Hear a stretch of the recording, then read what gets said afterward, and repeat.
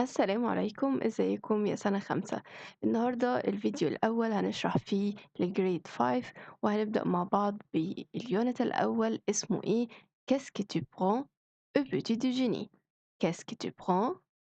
Tu prends au petit déjeuner، يعني ماذا تتناول في الفطور؟ بتفطر ايه؟ فطبعا اليونت ده هنتكلم فيه عن الأكل والشرب كتير جدا لأن ده اسم اليونت. بس قبل ما نبدأ شرح، لو عجبكم الفيديو متنسوش تعملوا اشتراك في القناة ولايك للفيديو. ولو حد حابب يشترك معايا في جروبات الأونلاين هسيب لكم رقمي في الديسكريبشن بوكس. ويلا بينا نبدأ مع بعض اليونت الأول. هنبدأ أول حاجة مع بعض بالكلمات. دايما وأنا بقرأ الكلمة قولوها ورايا.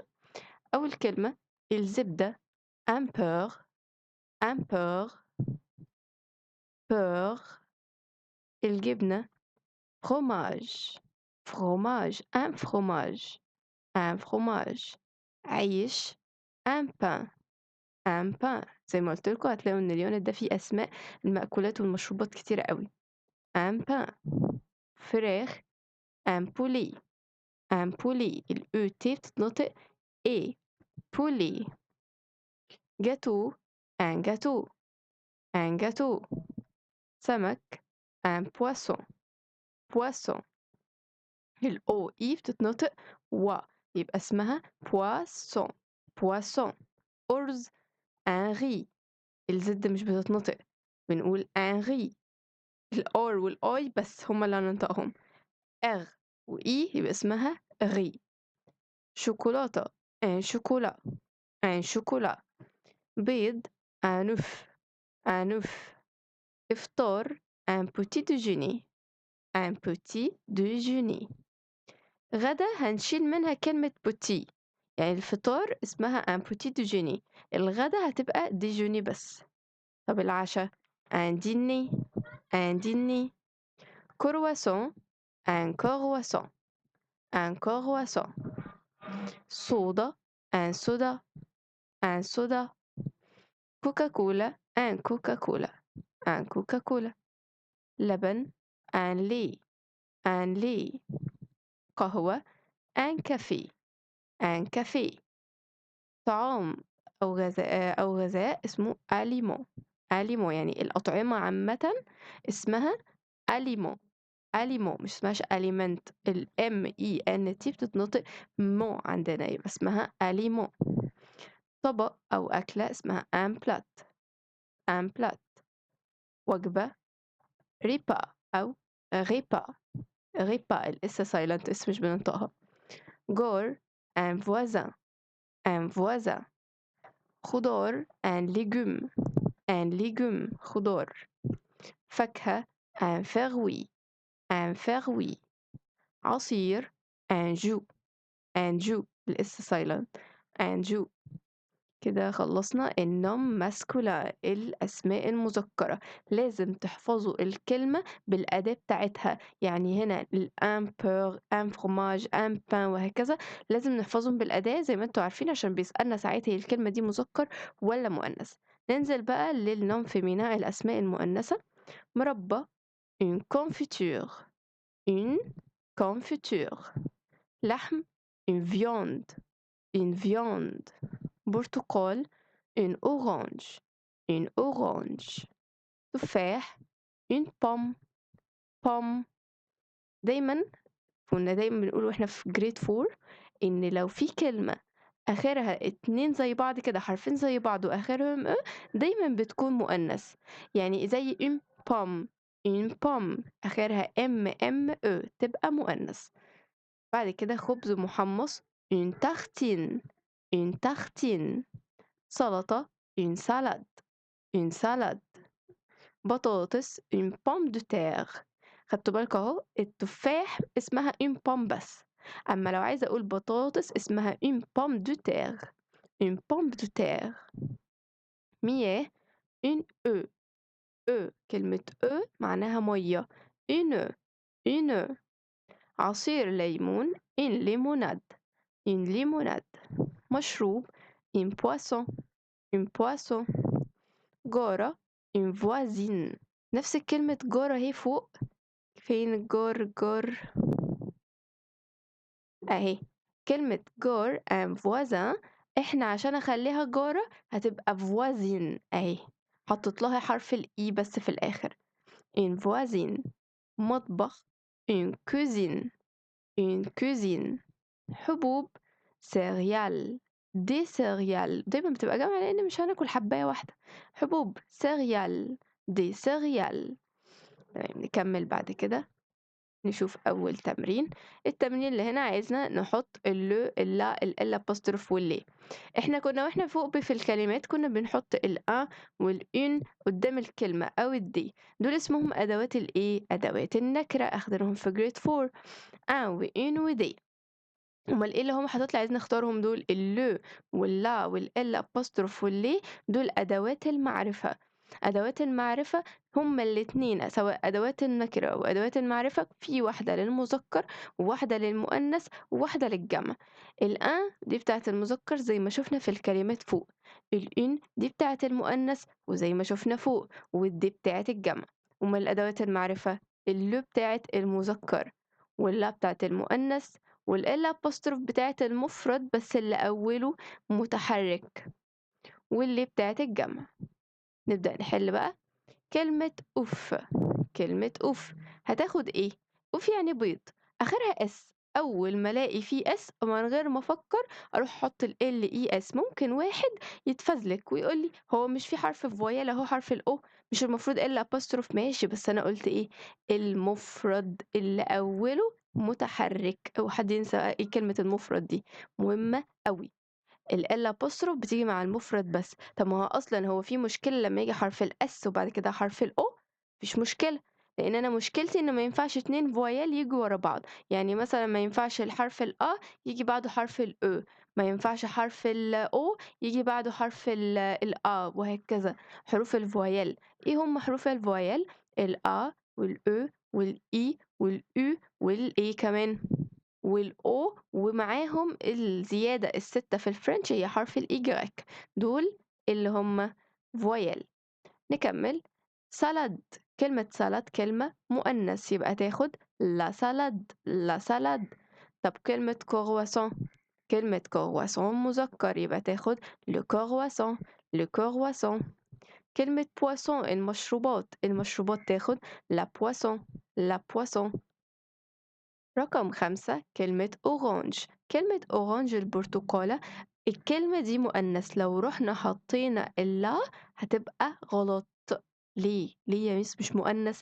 ماشي بس احنا قلنا لو هي مؤنث بس مبدوءة بفويل مفرد مؤنث يبقى نحط لها الألف لا أبوستروف عشان تتنطق لورانج. لورانج تنطق بسرعة، مش اسمها لا أورانج، لا هم عايزين ينطقوها بسرعة. رقم 6 فروماج الجبن، الجبنة تاخد إيه؟ تاخد لو فروماج عشان هي كلمة مذكر، مذكر ومفرد. بلات الطبق، الطبق قلناها في الكلمات المذكرة يبقى تاخد اللو.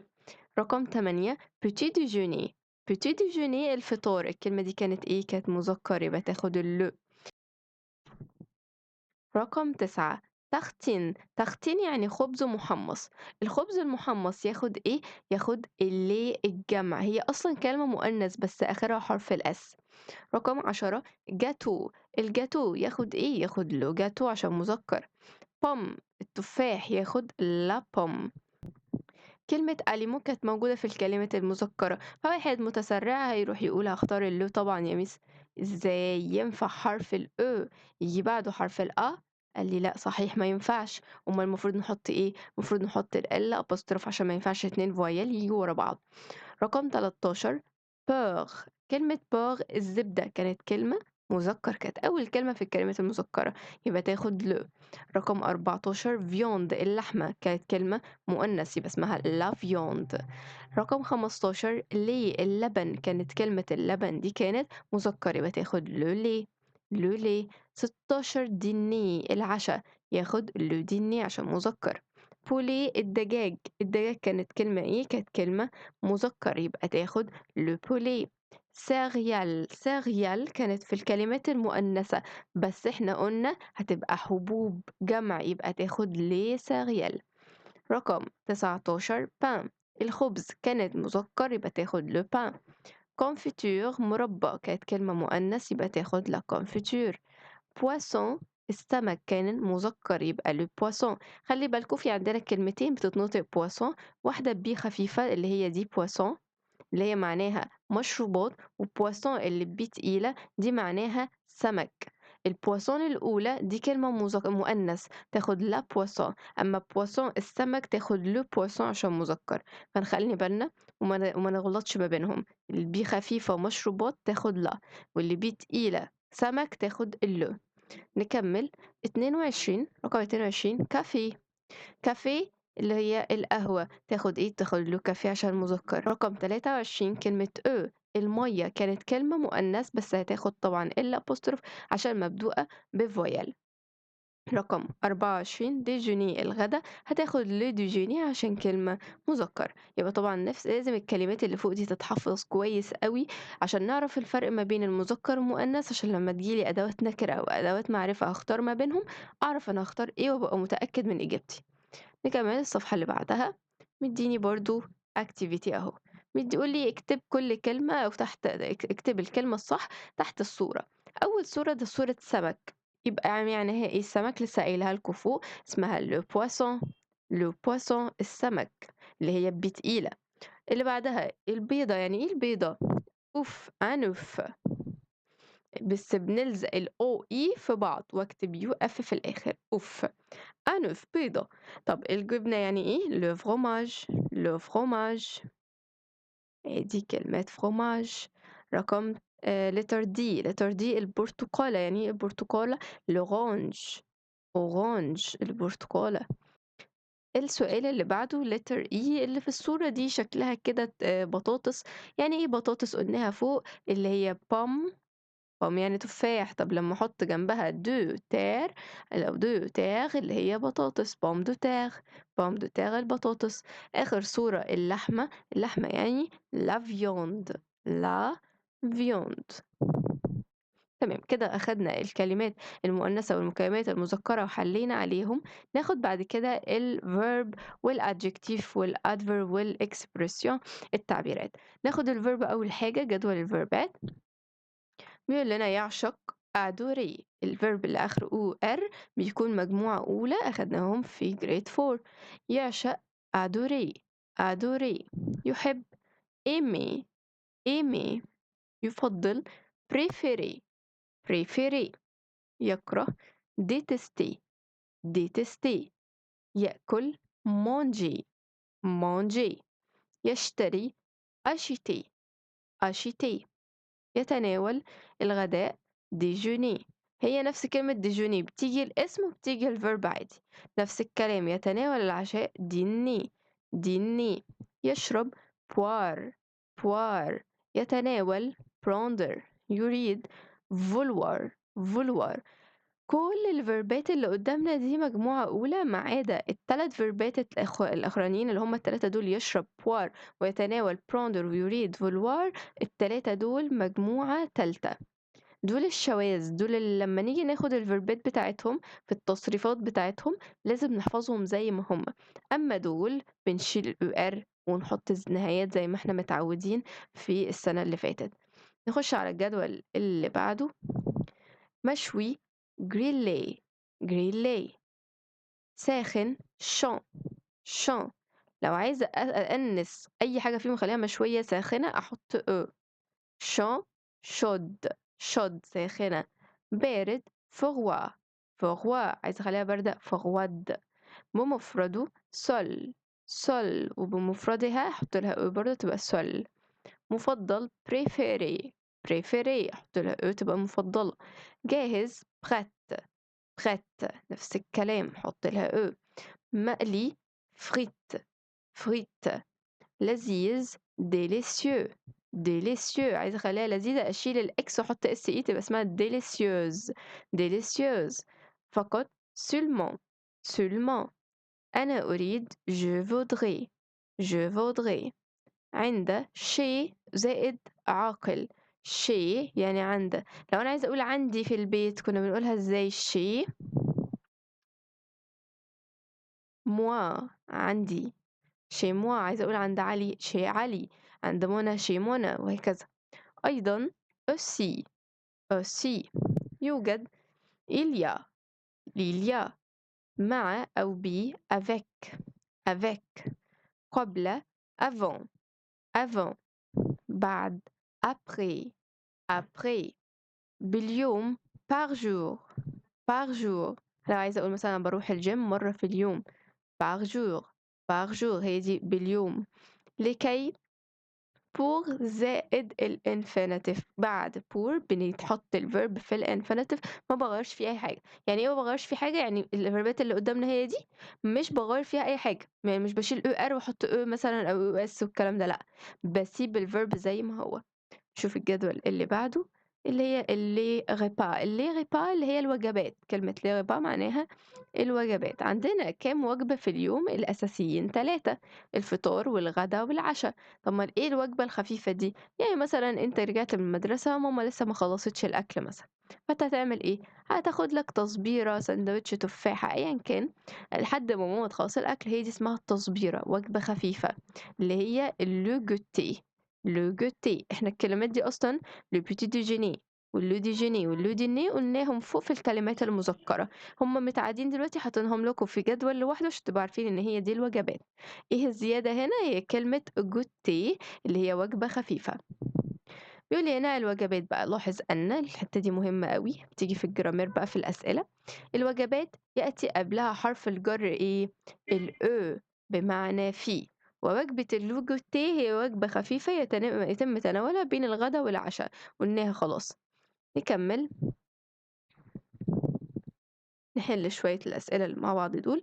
دي مدينا أسئلة على حاجات قديمة أخدناها قبل كده، زي مثلا verb اللي آخره er بنعمل إيه؟ بنشيل er مع الجو بنحط مع التو بنحط اس ومع الإيل والآل، وهناخد الكلام ده على فكرة تاني برضو في جريد 5. الإيل والآل بتاخد مع النو بتاخد ان اس ومع الفو بتاخد زد والإلافيك اس والإلافيك اس تاخد ايه؟ تاخد ان تي. يلا بينا نحل بقى. أول سؤال مديني جو، المفروض ان انا اختار verb aimer يحب. اختار ايه مع جو؟ اختار اللي اخرها اهو الجو بتاخد اخرها التو verb manger ياكل. verb manger ياكل اخره ار يبقى هشيل ار واحط مع التو احط اس اهي اس. رقم 3 ال وعندنا verb ديني الverb الضمير ال بياخد آخرها زي ما قلنا هنا. النو تاخد آخرها ONS verb acheter يشتري.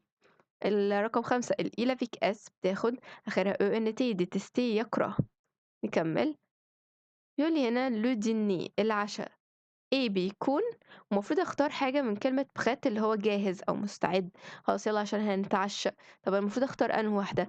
الprêt الأولى اللي هي يعني مذكر، والprêt التانية مفرد مؤنث، والprêt التالتة جمع مذكر. هنا كلمة le dîner مفرد مذكر يبقى أختار الأولى. رقم 2 je vais نقط mon ami عايزة أقول أنا ذاهب عند صديقي، يبقى عن فين عند أهي الشيء اللي لسه قايلينها في الكلمات فوق. رقم 3 le café et ma boisson المفروض اختار كلمة مفضل. ما boisson مفرد مؤنث يبقى ياخد ايه؟ انهي واحدة؟ اهي المفرد المؤنث اخرها بس. اللي عليها اكسون ما تعتبرش تأنيث فنخلي بالنا من الجزئية دي. انا لو عايزة اخليها جمع مؤنث بحط اللي فيها اخرها عليها اكسون كمان احط لهم اس. رقم 4 je prends 3 repas وعايزة أقول في اليوم أنا بتناول 3 وجبات في اليوم. هقول إيه؟ هقول par jour هي دي الكلمة دي اللي قلناها فوق. رقم 5 المفروض أقول عايزة أقول في الغداء. أنا لسه قايلة لكم ملحوظة أهي الوجبات بيأتي قبلها حرف الجر إيه؟ الAU في الغدا يبقى أختار إيه؟ الأولانية دي حاجة ثابتة، سواء الفطار أو الغدا أو العشاء بحط le thé الشاي بيكون الشاي مفرد مذكر فالمفروض اختار ساخن مفرد مذكر اهي هي دي المفرد مذكر. السؤال رقم 2 je mange نقط شوكولا. كلمة شوكولا مفرد مذكر تاخد ان شوكولا. رقم 3 il aime le poisson هو بيحب البواسون المفروض اختار حاجة من هنا. عايزة اقول مقلي السمكة المقلي. انه واحدة اللي بواسون مفرد مذكر هروح اختار انه واحدة مفرد مذكر اهي. رقم 4 moi نقط je préfère le poulet المفروض أقول إيه؟ ينفع أقول moi des؟ لأ طبعًا moi une لأ برضه إزاي؟ ما فيش حاجة أحطها بعد الدي أو الune ما هو لازم اسم ييجي بعدها. أومال أقول إيه moi aussi أنا أيضًا je préfère le poulet أنا كمان باحب الإيه، باحب الفراخ. يبقى moi بييجي بعدها moi aussi. رقم 5 Alice c'est نقاط voisine عايزة أقول هنا mon والّا me والّا ما، المفروض أبُص على إيه، المفروض أبُص على الكلمة دي voisine يعني جارة، مفرد مؤنث يبقى آخُد إيه، صفات الملكية الmom ما me الmom بتاعة المذكر، الما بتاعة المؤنث والme بتاعة الجمع، يبقى أنا هاختار أنهي واحدة، يبقى أنا أختار الما علشان كلمة voisine مفرد مؤنث. Alice c'est ma voisine تقول Alice بتكون جارتي. رقم 1 في السؤال 4 on prend وعندك كلمة dîner à 8h إحنا بنتناول العشا الساعة 8:00 المفروض أختار إيه؟ هو إحنا قُلنا كلمة dîner كانت مذكر والّا مؤنث والّا جمع؟ هي مفرد مذكر. رقم 2 goûter إحنا لسه قايلين في الوجبات بنحط إيه؟ بنحط au goûter au goûter. رقم 3 Jean mange confiture مفرد مؤنث تاخد une confiture. رقم 4 ماريا نقاط viande تاخد إيه؟ تاخد la viande. رقم 5 je bois un café et وساب لي بقى سؤال هنا في question mark أنا باشرب قهوة وأنت ده اللي ينفع أقوله moi والّا toi؟ moi يعني أنا toi يعني أنت il يعني هو المفروض أقول وأنت et toi والإل ما ينفعش تيجي في الآخر الإل بتيجي زي الجو كده في الأول. رقم 1 أليكس بيتعشى نقط au restaurant عايزة أقول لوحده. عايد على مين؟ على أليكس مفرد مذكر نبقى ناخد seul اللي هي مفرد مذكر. رقم 2 tu manges نقط moi يعني أنت بتتناول المفروض أقول avec معايا il y a يوجد والّا aussi أيضًا، ما فيش غير كلمة avec هي اللي تنفع في سياق الكلام. أنت بتتغدى أنت بتاكل معايا avec يعني مع وmoi يعني أنا يبقى معايا أنا. رقم 3 je préfère واللي مذكر ياخد le لي. مارتين aime le viande وla viande مفرد مؤنث ياخد أنهي واحدة ينفع دي؟ لأ الأو اللي عليها إكسون ما تعتبرش تأنيث، اللي عليها أو كمان هي دي التأنيث. رقم 5 le repas الوجبة عشان مفرد إيه بتكون أنهي واحدة؟ كلمة repas كلمة مفرد مذكر، أنهي واحدة فرود مفرد مؤنث وبريت مفرد مؤنث يبقى مفيش غير délicieux هي دي المفرد مذكر. وبكده نكون خلّصنا فيديو النهارده، أتمنى تكونوا استفدتوا منه. المهم بقى الكلمات ما ينفعش نحفظها كلّها مرّة واحدة، إحنا نقسّم الكلمات واحدة، واحدة ومُربّع، مُربّع مع كل درس جرامر. ولو عجبكم الفيديو ما تنسوش تعملوا اشتراك في القناة ولايك للفيديو، ولو حد حابب يشترك معايا في جروبات الأونلاين على Zoom هاسيب لكم رقمي في الdescription box وأشوفكم في فيديو جديد. au revoir.